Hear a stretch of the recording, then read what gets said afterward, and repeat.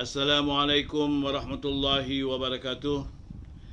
Ini adalah pelajaran sambungan kitab Aqidatun Najin yang diajarkan di Masjid Darul Ma'mur. Jadi salam sejahtera di sana daripada pengurusi dan juga ahli tuan kuasa dan staf-staf atau pegawai daripada Masjid Darul Ma'mur. Bismillahirrahmanirrahim. Alhamdulillahi Rabbil Alamin.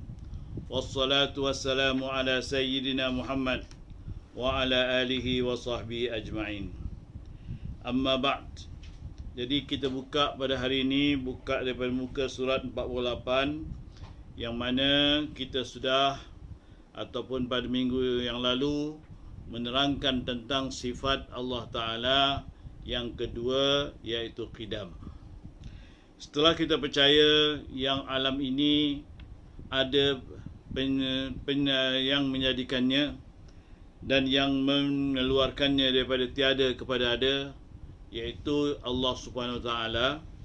Setelah kita mengatakan tentang wujudnya Allah Ta'ala ialah sifat yang tidak boleh dilepaskan ataupun dikeluarkan daripada zat Allah Ta'ala. Kerana wujud itulah zat Allah Ta'ala itulah wujud.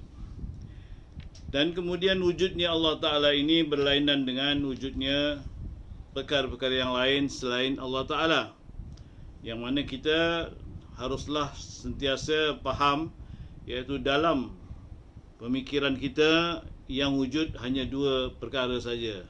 Pertama, wujudnya Allah. Kedua, wujudnya alam. Maknanya selain Allah itulah alam.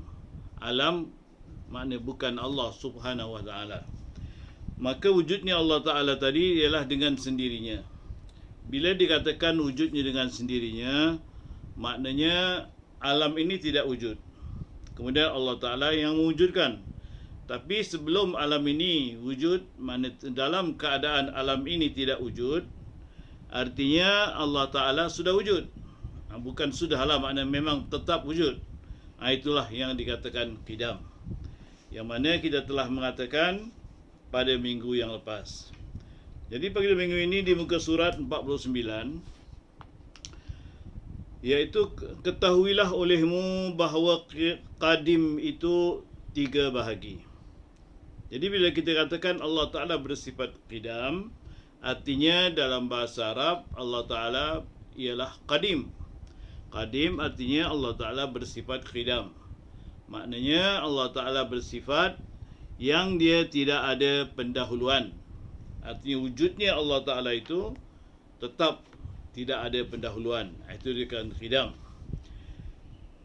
Jadi terbagi kepada tiga. Mana benda yang qadim. Mana benda bila kita katakan itu benda qadim, termasuk Allah Ta'ala qadim. Atau kita boleh katakan benda lain qadim. Jadi bezanya ialah ada beza. Mana Allah Ta'ala qadim, walaupun lafaz yang sama qadim, tapi qadimnya Allah Ta'ala berbeza dengan qadimnya makhluk.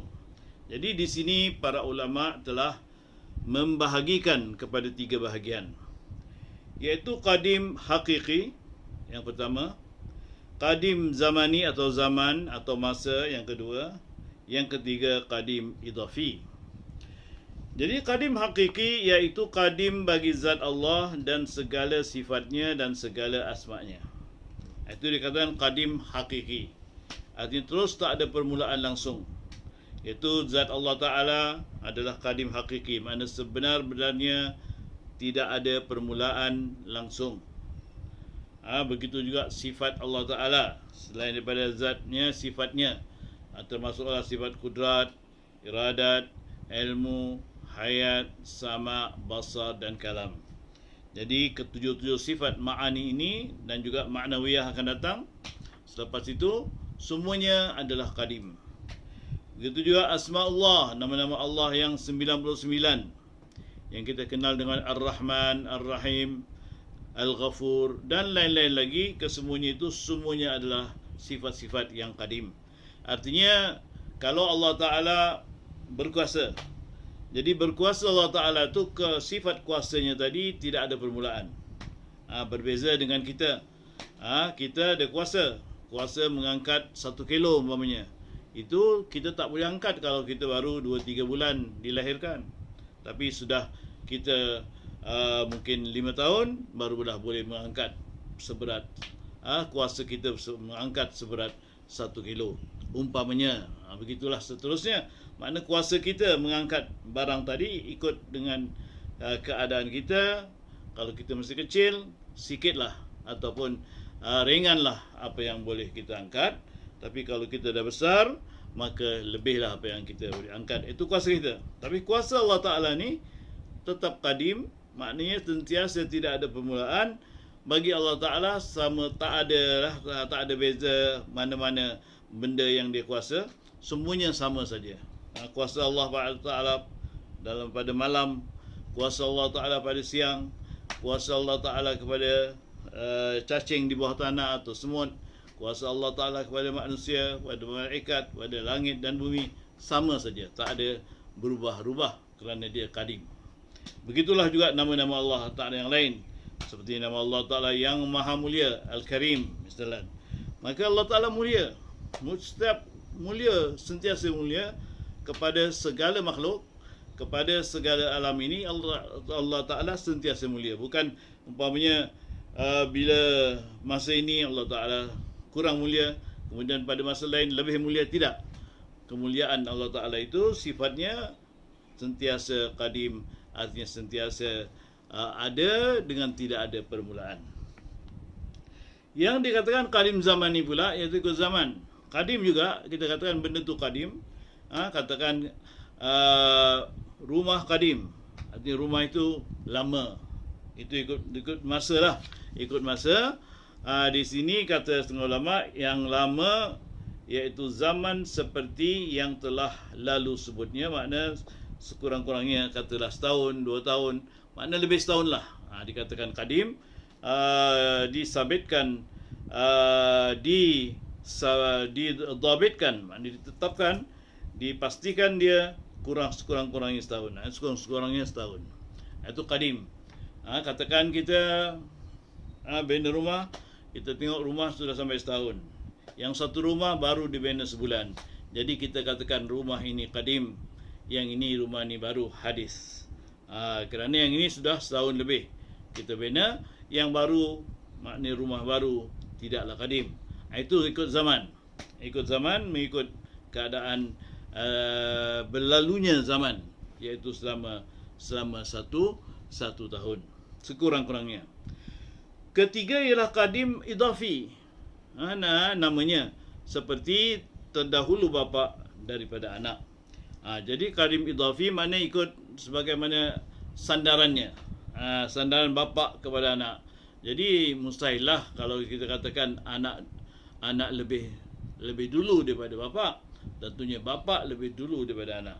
Jadi bapa tu qadim, anak tu tidak qadim. Kerana antara bapa dan anak, bapa lah lebih dulu. Begitulah juga antara buah dan akar misalnya. Jadi akar tu dulu dalam satu pokok lah, satu pokok. Jadi akarnya dulu barulah buah. Jadi tak mungkin buah dulu baru akarnya. Itu akar yang lain lah. Yang buah ni jadi akar yang lain. Tapi akar yang jadikan buah tadi ialah akar itu. Jadi begitulah yang lain-lain. Begitulah juga seperti basahnya tanah misalnya.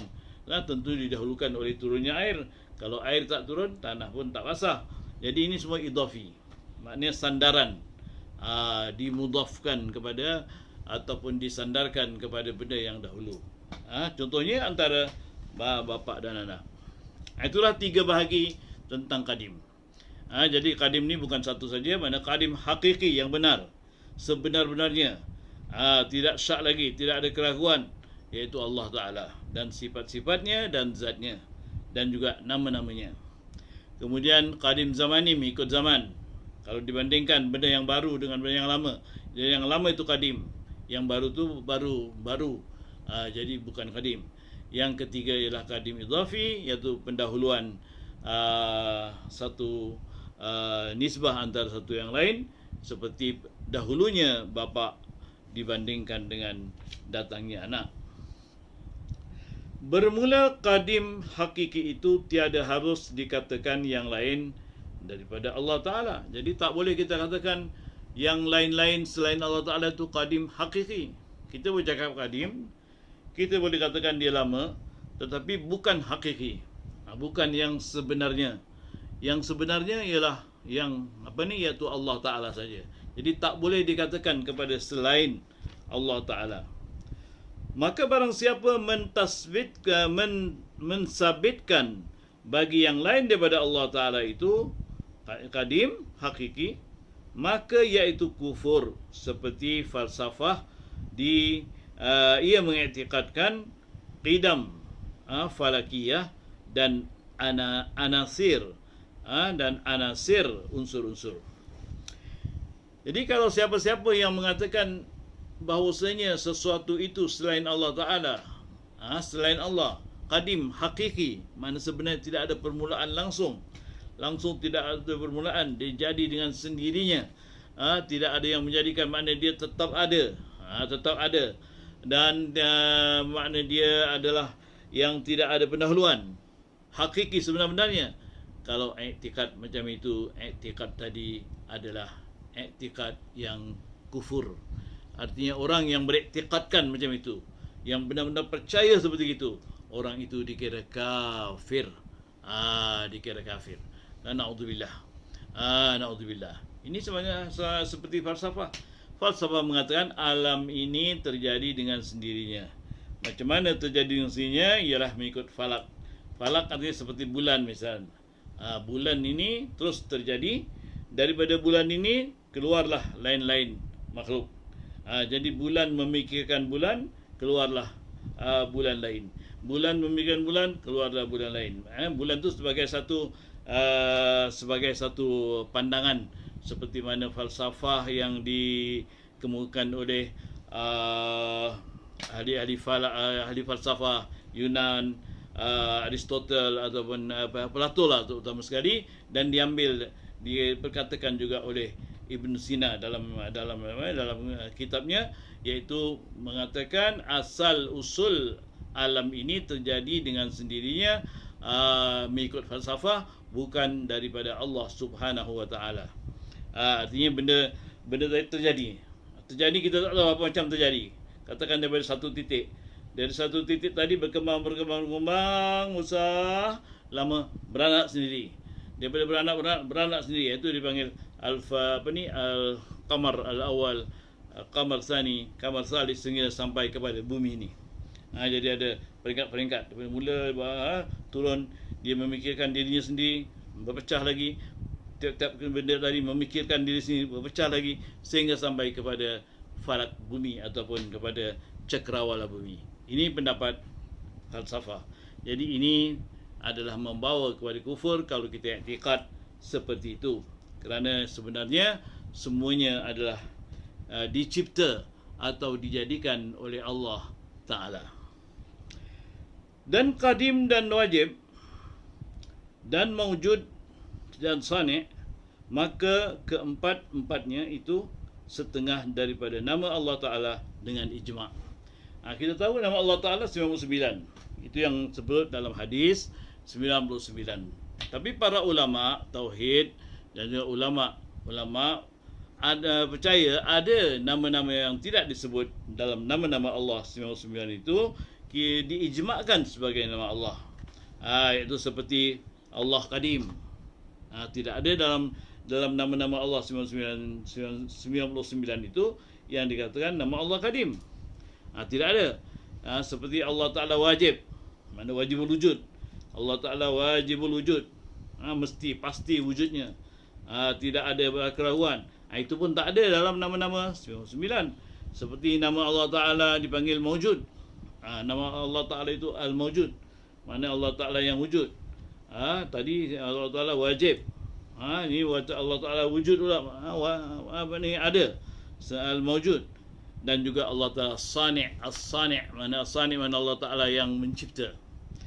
Ini semuanya sifat boleh dinisbahkan kepada Allah atau nama kepada Allah Ta'ala, tetapi tidaklah ada dalam hadis-hadis ataupun dalam kata-kata Al-Quran dan sebagainya tentang nama-nama Allah ini. Tapi para ijma' ahli tauhid mengatakan benda ini boleh dinamakan kepada Allah Ta'ala. Mana tidak salah kalau kita katakan Allah Ta'ala itu qadim. Itu sebagai sifat atau nama Allah Ta'ala. Dan juga tidak salah kalau kita katakan Allah Ta'ala al-wajib. Yang wajib makna wujud, wajib adanya. Dan tidak juga salah kalau kita katakan Allah Ta'ala itu mawjud. Memang betul Allah Ta'ala mawjud. Dan tidak salah juga kalau kita katakan Allah Ta'ala as-sani', mana yang mencipta. Segala benda yang dicipta ini adalah semuanya ciptaan Allah Ta'ala. Jadi Allah Ta'ala dipanggil sani'. Sani' dalam bahasa Arab maknanya yang membuat, mencipta atau yang menjadikan. Itulah maknanya. Jadi itu semua mengikut ijma' ulama tauhid, maknanya boleh dinamakan pada nama Allah Ta'ala walaupun tidak ada warid daripada hadis atau daripada Al-Quran. Jadi itulah tentang sifat Qidam. Jadi kita ketahui bahawasanya Allah Ta'ala itu ada. Adanya adalah wajib. Ada itu boleh sama ada zat itu ada, ataupun zatnya lain daripada zat. Ada itu lain daripada zat, tapi maksudnya ialah tetap. Tetap ada Allah SWT dengan tidak ada permulaan. Adanya Allah Ta'ala tidak ada permulaan. Jadi tak ada sesuatu yang ada dengan ada permulaan. Jadi mustahil Allah Ta'ala ada permulaan. Apa sebabnya? Nanti kita akan terangkanlah dalil-dalilnya. Tapi kalau kita nak terangkan sekarang pun tak masalah. Jadi boleh kita katakan sekiranya Allah Ta'ala ada permulaan, maknanya siapa yang memulakan Tuhan? Kalau kita lihat katakan buah ada permulaan, siapa yang mendahulukan buah? Ialah akarnya. Siapa yang menumbuhkan pokok? Ialah kerana ada air dan kerana sebab ada udara dan sebab ada tanah. Maka pokok itu tumbuh. Mana ada sebabnya yang mendahulukan benda-benda ini. Tapi bila Allah SWT dikatakan ada permulaan, maknanya apa yang menjadikan, apa sebab yang menjadikan Allah? Adakah Allah Ta'ala seperti pokok, sebabnya kerana akar? Atau Allah Ta'ala seperti manusia, sebabnya ada bapa, ada ibu, ada bapa? Atau macam mana? Jadi itu mustahil. Kerana kalau Allah Ta'ala ada permulaan, berarti Allah Ta'ala adalah dikatakan baharu. Bila Allah Ta'ala baharu, maknanya Allah Ta'ala ada permulaan, baharu mustahil. Kerana yang baharu tadi ada permulaan lain. Yang baharu lagi ada permulaan lain. Nama-nama bertali-tali semua ada permulaan, ada baharu, ada permulaan, ada yang dipermulakan, ada jadi mana bertali-tali dipanggil tasalsul. Makna bertali-tali terus bertali-tali. Ini mustahil. Tak ada berhenti. Jadi tak tahu siapa Tuhan. Kerana masing-masing berturut-turut begitu. Jadi ini mustahil. Jadi itulah maknanya nanti kita akan huraikanlah masalah dalil-dalilnya. Tapi sekarang cukuplah kita percaya yang Allah Ta'ala itu wajib wujudnya dan Allah Ta'ala itu wajib adanya dengan tiada permulaan. Yang ini mustahil Tuhan ada permulaan. Kerana tiap yang ada permulaan itu bukan Tuhan. Bukan Allah Ta'ala.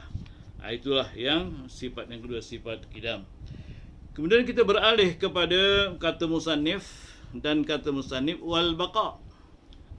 Baqa maknanya artinya yang ketiga daripada sifat yang wajib bagi Allah Ta'ala itu ialah baqa, artinya kekal.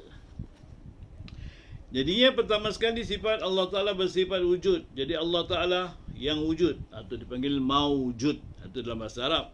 Allah Ta'ala yang wujud dipanggil maujud, bersifat kepada wujud. Tidak ada permulaan, dipanggil Allah Ta'ala bersifat qidam. Maknanya Allah Ta'ala qadim. Dan Allah Ta'ala yang ketiga tidak ada kesudahan. Artinya baqa, iaitu kekal. Artinya Allah Ta'ala al-baqi. Al-baqi maknanya yang kekal. Jadi kita jangan terikat kepada orang Melayu. Baqi maknanya yang tinggal. Yang tinggal baki-baki, ada makan yang ini bakinya. Itu lain. Orang Melayu cakap begitu. Tapi al-baqi sebenarnya yang kekal. Yang kekal apa maksudnya? Tidak ada kesudahan. Itu makna baki.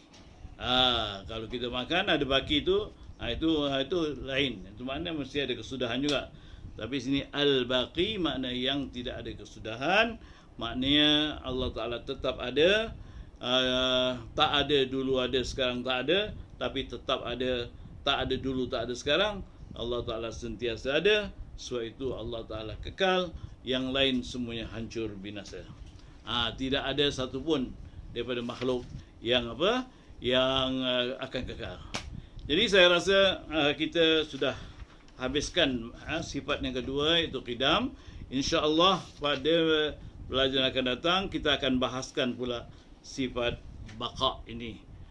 InsyaAllah selamat berjumpa lagi, dan saya ucapkan kepada sekalian pelajar-pelajar yang mengikuti ini, sama-samalah kita teruskan belajar tauhid, kerana mempelajari tauhid ini menguatkan akidah kita, menguatkan keimanan kita, dan lebih mendekatkan kita mengenal Allah Subhanahu wa Ta'ala dengan lebih dekat.